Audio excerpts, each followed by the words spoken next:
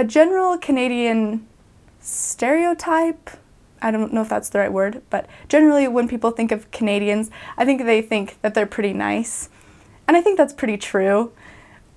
I think as a missionary you get both ends of the spectrum. So I have lots of memories of tracting in the middle of the winter, knocking on people's doors, and them being so kind and saying, "Oh, we just really hope you stay warm out there."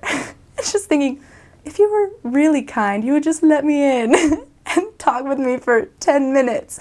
So they were always, generally speaking, it was a pretty kind group of people. Of course, there are exceptions everywhere. Something that I thought was interesting about being in Canada is that Canadians think about Americans a lot. But I don't think as Americans we think about Canadians very often. But there were always conversations going on about the pros of the Canadian government or medical or such and such system versus the cons of American. They think they've got it right. They're pretty proud of what they've done, and though sometimes the conversations are about the cons of Canada versus the pros of America, but that's not as common.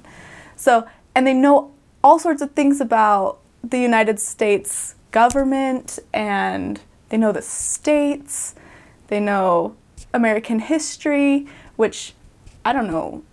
When I first went to Canada, I didn't know anything about Canadian history, so I thought that was really interesting. They have a loyalty to the Queen.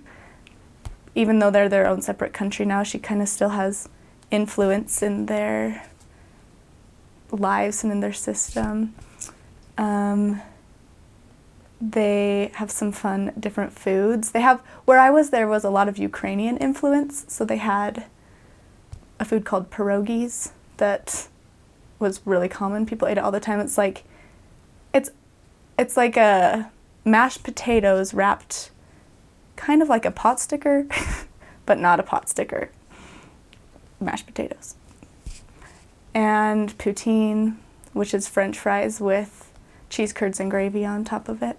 So some funny little foods. And they do speak a little bit differently. They do say hey or a in the washroom, and just little language variances that are fun to get used to and fun to embrace as a missionary. Hockey is a big deal in Canada. Even in the summer, there are groups that just continually play hockey all year round. The mall in Edmonton, the West Edmonton Mall, is really large, and it has a hockey rink in the middle of it that they use all year. And it's the cool thing to do to grow up playing hockey and getting good at it, or supporting your teams. Edmonton's team is the Oilers. I don't know the other teams very well.